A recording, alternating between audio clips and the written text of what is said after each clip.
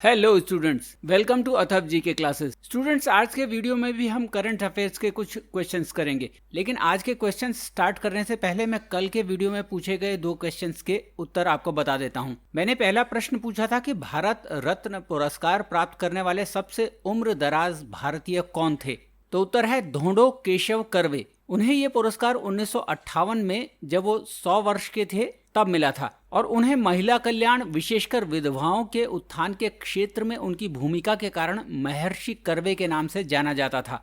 मैंने दूसरा प्रश्न पूछा था कि भारत के सर्वोच्च न्यायालय के प्रथम मुख्य न्यायाधीश कौन थे। तो उत्तर है न्यायमूर्ति हरिलाल जे कानिया। और अब आज के प्रश्न स्टार्ट करते हैं। पहला प्रश्न है, अल्लादी रामकृष्णन कौन है और वो हाल ही में खबरों में क्यों थे।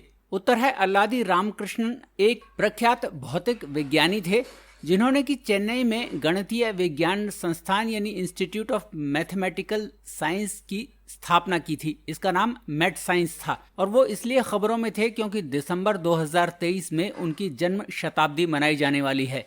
अगला प्रश्न है, भारत में हरित क्रांति के जनक कहे जाने वाले किस प्रसिद्ध व्यक्तित्व का हाल ही में निधन हो गया। उत्तर है MS स्वामीनाथन। वो महान भारतीय कृषि वैज्ञानिकों में से एक थे। उन्होंने भारतीय कृषि अनुसंधान परिषद के महानिदेशक और भारत सरकार के कृषि अनुसंधान और शिक्षा विभाग के सचिव के रूप में कार्य करने के अलावा 2007 से 2013 तक राज्यसभा के सदस्य के रूप में भी काम किया और वो 1987 में विश्व खाद्य पुरस्कार के पहले प्राप्तकर्ता भी थे।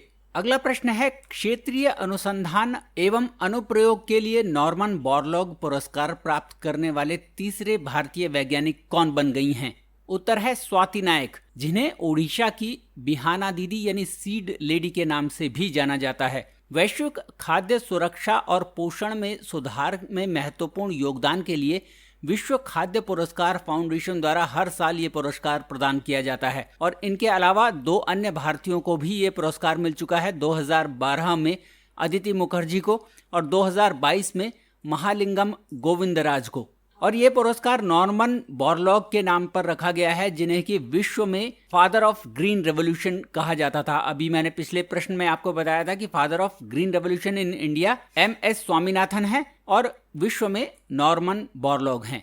अगला प्रश्न है, रेलवे बोर्ड क्या है और रेलवे बोर्ड की प्रमुख बनने वाली पहली महिला कौन बनी है। जया वर्मा सिन्हा रेलवे बोर्ड की पहली अध्यक्षा बनी है और उन्होंने अनिल कुमार लाहौटी का स्थान लिया है। 20वीं सदी के पहले दशक में गठित रेलवे बोर्ड रेलवे की सर्वोच्च निर्णय लेने वाली संस्था है।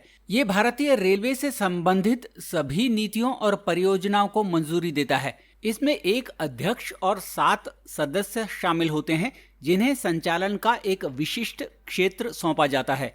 अगला प्रश्न है, नालंदा बिहार में भारतीय सांस्कृतिक संबंध परिषद द्वारा आयोजित महोत्सव का क्या नाम है। उत्तर है वैशाली, लोकतंत्र का त्योहार। 15 सितंबर को पूरी दुनिया में अंतर्राष्ट्रीय लोकतंत्र दिवस के रूप में मनाया जाता है और इसी उपलक्ष्य में इस साल 15 से 16 सितंबर को नालंदा बिहार में ये कार्यक्रम आयोजित किया गया था। और थोड़ा सा मैं Indian council of cultural relation यानी भारतीय सांस्कृतिक संबंध परिषद के बारे में बता दूं। ये विदेश मंत्रालय के अधीन एक स्वायत्त संगठन है और इसकी स्थापना 1950 में भारत के पहले शिक्षा मंत्री मौलाना अबुल कलाम आजाद ने की थी और इसका मुख्यालय नई दिल्ली में है, जो आजाद भवन कहलाता है। अगला प्रश्न है, चीन में किस स्थान पर वैज्ञानिकों ने डायनासोर जैसे पक्षी के जीवाश्म को खोजा है और इसे क्या नाम दिया गया है। उत्तर है चीन के फुजियान प्रांत में। जीवाश्म 148 से 150 मिलियन वर्ष पुराना है और इस जीवाश्म को फुजियान वेनेटर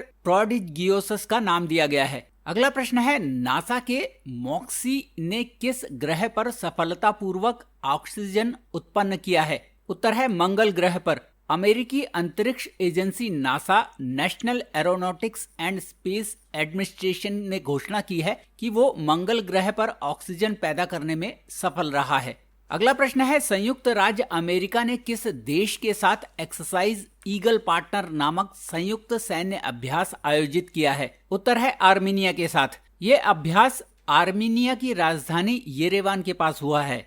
अगला प्रश्न है, हाल ही में एशिया कप क्रिकेट का फाइनल कहां हुआ है और एशिया कप किसने जीता है। उत्तर है कोलंबो श्रीलंका में। और फाइनल मैच भारत और श्रीलंका के बीच खेला गया और भारत ने श्रीलंका को 10 विकेट से हराकर ये टूर्नामेंट जीता। अगला प्रश्न है, किस देश ने विकिरण संबंधी चिंताओं के कारण आईफोन 12 की बिक्री पर प्रतिबंध लगा दिया है? उत्तर है फ्रांस ने।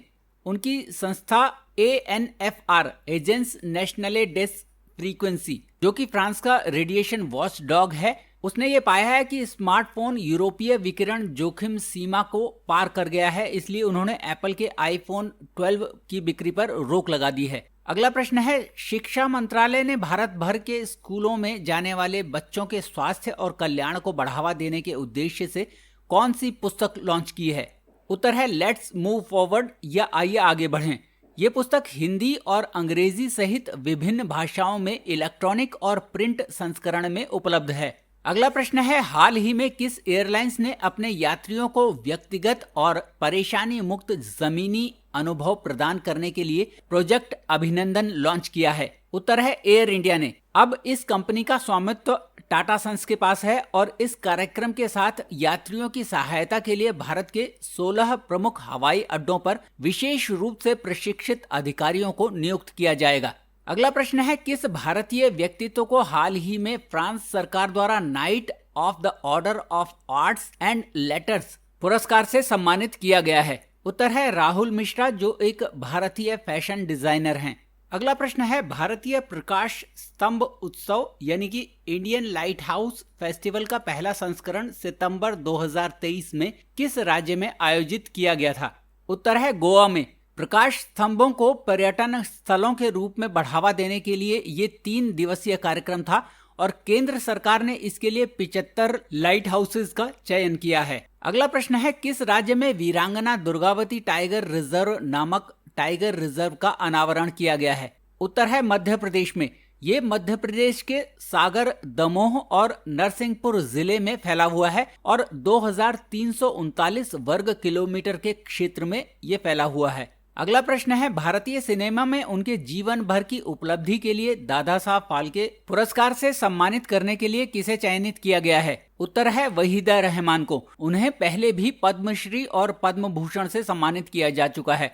दादा साहब फाल्के पुरस्कार की स्थापना 1959 यानी 1969 में भारत सरकार द्वारा भारतीय सिनेमा के धुंडीराज गोविंद फाल्के यानी दादा साहब फाल्के की स्मृति में किया गया था। तो स्टूडेंट्स, ये थे कुछ करंट अफेयर्स पर बेहद इंपॉर्टेंट क्वेश्चंस। आई होप आपको वीडियो पसंद आया हो। अगर आपको ये वीडियो पसंद आया हो तो इसे लाइक और शेयर जरूर कीजिएगा और करंट अफेयर्स और जीके के लिए इस चैनल को जरूर सब्सक्राइब कीजिएगा। Thank you very much for watching this video.